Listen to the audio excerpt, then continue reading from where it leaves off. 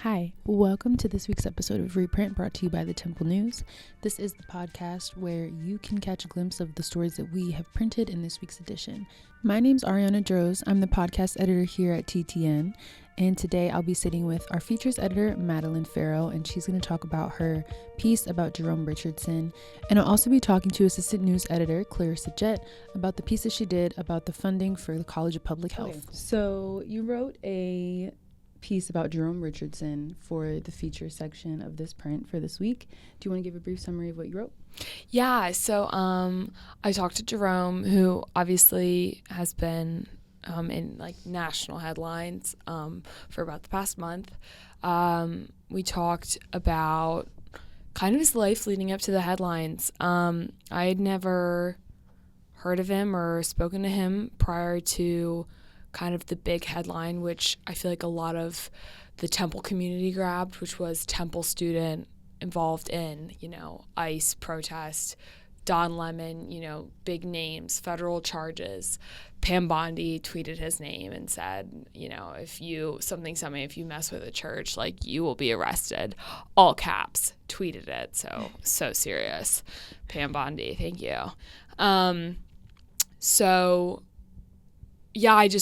I thought it was important to know, who is this person? And it was fascinating.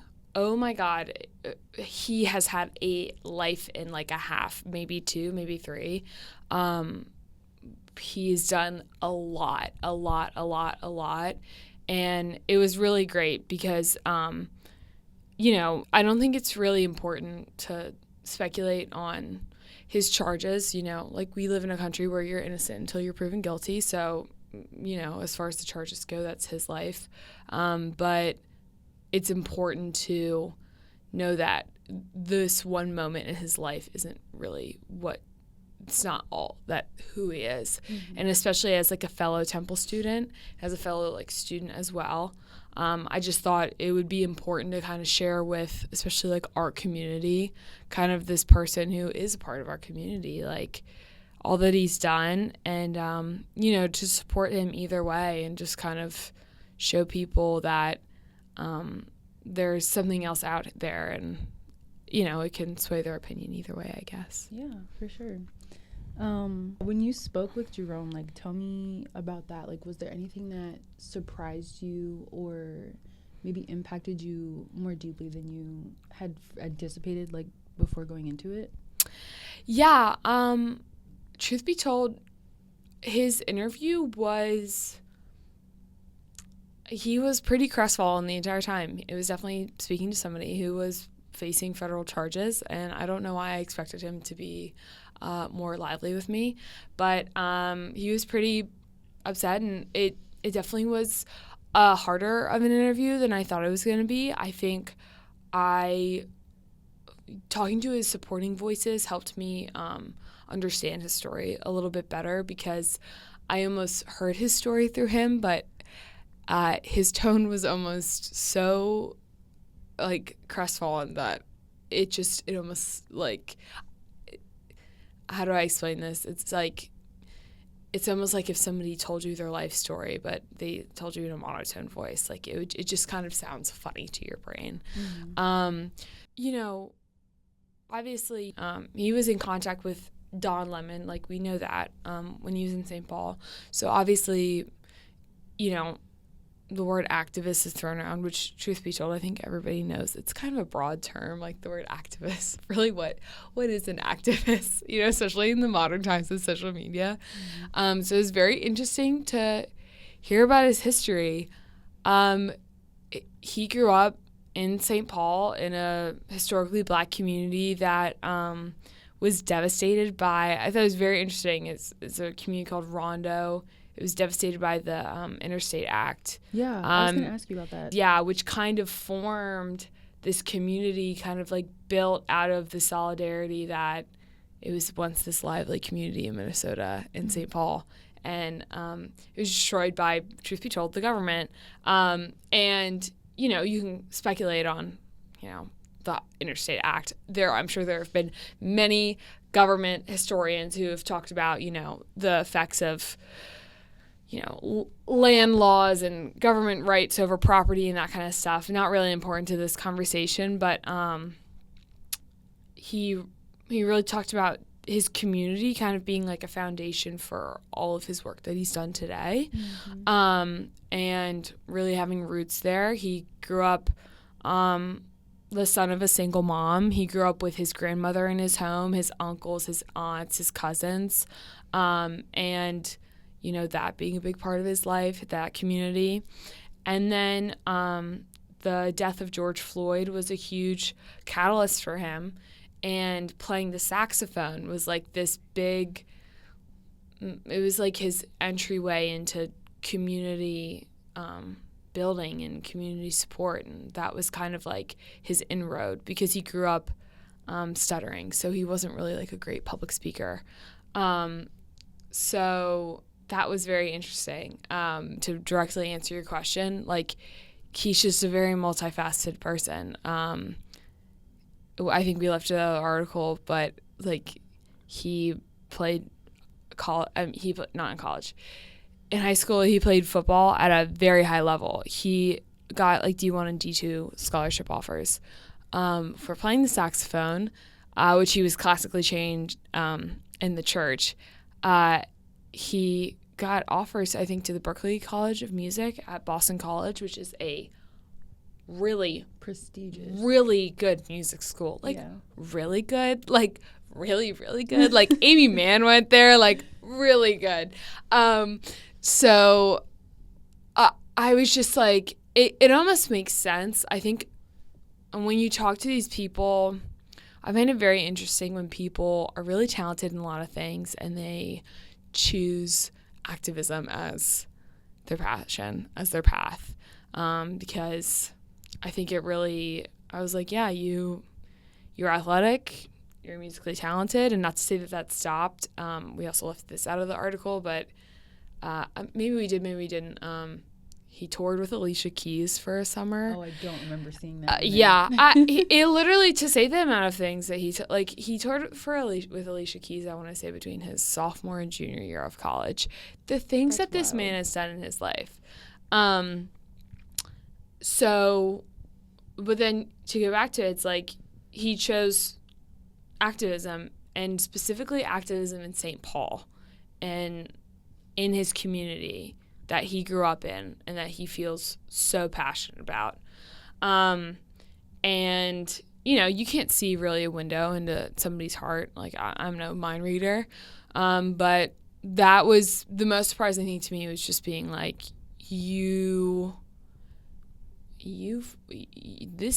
there's a lot more to you, which is what I hope to achieve by writing the article, and what I hope I did achieve. Yeah. I think that you met your goal, because when I was reading it, I was like, wow, he's a senior at Temple and he's like done all these things, and you didn't even like dive into everything. Yeah, like, there were so many accomplishments in that one like piece. Yeah. No, I absolutely had an identity crisis of my own when I was writing it. I was like, Jesus Christ, I'm behind. I was like, Madelynne, you got to get your resume up. Like, damn. No, I think that you did really well in like just portraying how much he's done. And I do love also that like you talked about the power of music in his life and in his activism. And did you like get a little deeper into that like aspect in the conversation with him? Yeah, I think I mentioned it before, but like he said he grew up stuttering, so music was like his way to be on stage and not be speaking. And growing up in the church, like, music is a very powerful thing, especially if you're in like any sort of like church performance. Like, wow, like it's a big deal, and it's actually a really great way to be trained in a instrument, because it's usually like free, and they're really great musicians who kind of like get formed in that environment, and it's very, very powerful, and I think it's interesting because there's like a message behind it. You're not playing music like kind of just for entertainment. Like there's a message behind it. So yeah, that I think definitely played into what he does today, and it's still very much like a part of his life. And I found that to be great because I think it's awesome that he's able to like balance all of these things and, you know, maintain like it's like I wouldn't even call it a hobby. It's like you toured with Alicia Keys. Like that's not a hobby. That could be a job for you, but it's kind of a hobby because he has like all these other things going on. Yeah. But yeah, no, it was absolutely powerful. Absolutely powerful. I think you mentioned in the article too, like he played in memorial for George Floyd. Yeah. Yeah. Yeah. Yeah. So he really like started playing in group settings, at memorials, at community events. So that's where I think he like really started to get plugged in more and, you know, started to really like be identified in the community, and kind of goes back to that like on stage aspect, because I think that's part of being an activist and being like a community organizer is people have to know you. If people don't know you, then how are they going to believe you? How are they going to rally behind you? So it's interesting, I think, that like it was music that kind of got him like pushed out into the community, and that's kind of how I think people first saw him, and that's how at least I understood. He didn't explicitly say this, but I think that's how his confidence was really like built up. Yeah. Yeah. Cool. I know you kind of mentioned this already. Going back to like at the beginning of your article, like when you're introducing Jerome, you mentioned Rondo and the Interstate Act of 1956. Yeah, were you able to kind of talk to him further about this and like see how that planted the seeds of his activism? Yeah, so I didn't research it too much, like to be completely honest, but just like anecdotally what I know and from what he told me, you know, the Interstate Act, which was Eisenhower, was, you know, wanting to build highways all across the United States, which is great. I drive on highways all the time. I'm thankful for them.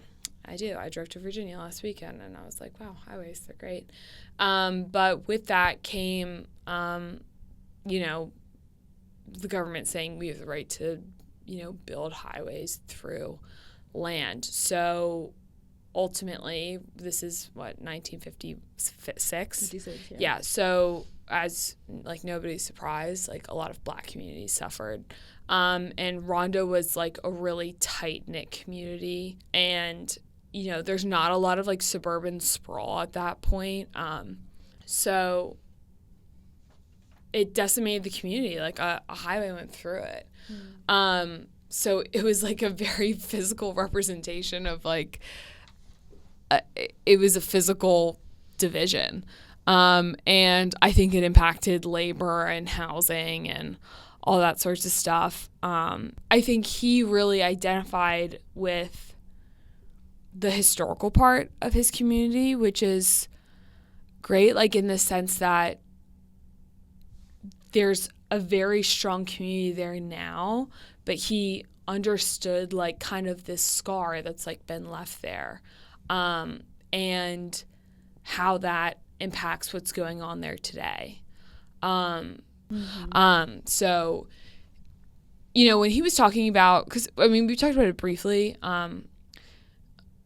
obviously what's going on in Minneapolis and the rest of Minnesota today, with immigration enforcement, like, obviously Jerome is clear about what side of it he's on. You know, he's not somebody who's like crying about it or kind of like screaming from the rooftops. Like, this is somebody who like he thinks deeply about things. So I think that, like, talking about the significance of Rondo, like, this is somebody who understands the tides. And I think it's really important when you have historical context. And yeah, it was very interesting to hear that, you know, he was really like interested in the significance of Rondo. Yeah, absolutely. So yeah, like when we talk about someone like Jerome who's like passionate about their community and works hard to uplift others, and obviously this isn't his first time in the news, and right now he's in national news. Yeah. And, you know, like I believe that like when we're handling stories like this and people like this and like representing their stories, it's important to be intentional. So I'm just wondering, like, yeah, like where were you on that while writing? And what were your priorities, like in the way that you presented him and his story? Yeah, I'll be completely honest. Like, it was really difficult because, as a journalist, like, you always want to be as nonpartisan as possible. And, you know, I'm a firm believer in innocent until proven guilty, and that really was my motivation behind this. You know, I was not in St. Paul. I don't know Jerome personally. You know, when we write stories about people, we do our best to get a look into their lives. The people that I talked to spoke very highly of him. Ultimately, like, I didn't know him personally, and I'm sometimes when you do an interview on somebody who's in national headlines and who has truthfully like a lot of controversy around them, it becomes difficult when you say, okay, I have my own opinions about this person. Am I going to be writing this article and injecting my own opinions in it, you know, like unknowingly? Because as a journalist, that's the last thing I'd want to do. And it just, you know, there were certain parts while writing it where it actually became like very hard for me, and I like struggled with a lot. But ultimately, like, I think that's why I really tried to stick to what I said. Like, I think it's important to say, this is everything that's kind of led up to this moment.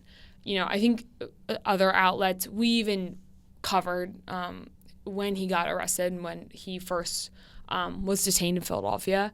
You know, our news section wrote about it. CBS, NBC, literally every single, the Philly Inquirer, like everybody has covered it like post. And I felt like as features, like we don't need to like do that. And I don't need to speculate really on like anything that will happen after. I thought the most important thing is, what has his life been up to this point? I felt like I did the best that I could in representing who he is. And, you know, in all of my pieces, I do the best that I can, and I try to be very diligent, and I try to represent the person how I believe they represented themselves to me in their interview with me. Oh my gosh, I'm sorry. You're all fine. Of a sudden thought of the Kamala Harris quote where she's like, "You exist in the context of every." Yeah, it's kind of that quote. Like, I try to think of people in like, what is their context, right? So but it's the truth. So with this article, it was. I think it was kind of the most I've ever done that. Also, when you throw the legal element into it, that's another level. Because more than that, the last thing I'd ever want to do is in any way affect the case. You know what I mean? Mm-hmm. And, you know, obviously I interviewed Jerome directly, and I'm an ethical journalist, so it's not like I was doing anything odd. And we were very clear about how the interview went. But it definitely was high stakes, and at points, like, you know, I just like very much felt the stakes of what was going on. But it also felt really good to talk to somebody and publish something that I felt like would be meaningful and would get to people, because, you know, I've already had people who truthfully have been very vocal with me about how they felt, not necessarily about Richardson himself, but Don Lemon.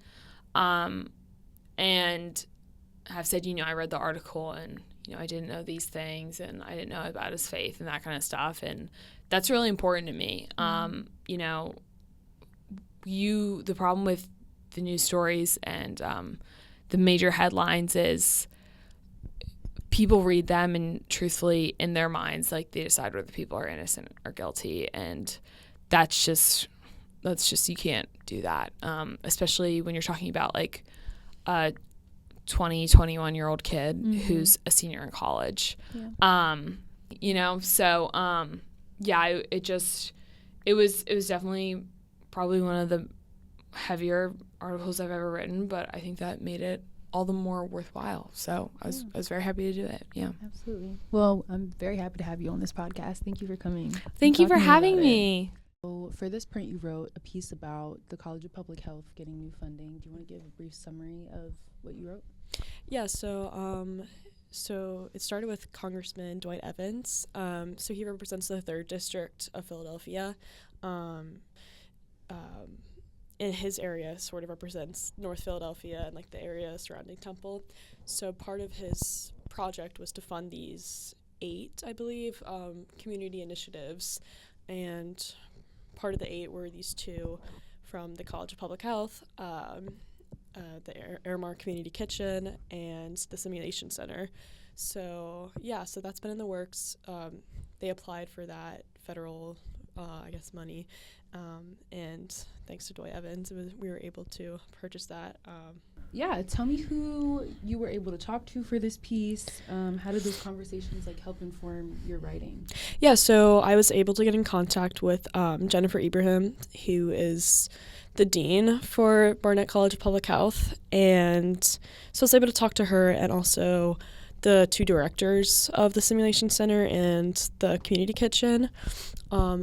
We were able to sit down last week and they walked me through everything and what these funds will do for these initiatives that they have going, because I'm sure you're aware is the public health building is new, so they have a lot in the works that they want to build up, and so those funds amplify those needs that they have. Yeah. So let's talk about the impact that this funding is going to have on the school and the greater North Philly community. Mm-hmm. Yeah.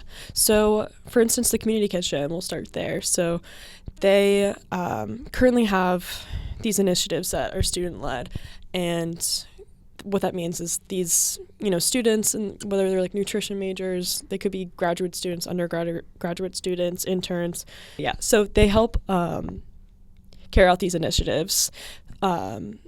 Such as, for instance, we have master students that are working on these bi-weekly nutritional recipes and stuff for this food pantry, a local food pantry in the North Philadelphia community. So the purpose of these funds is to not only just help the students and faculty succeed in their education, but also to get those communication ties and make a bigger impact on the Philadelphia community, and just to get real hands-on experience with just overall community. That's the main focus of this.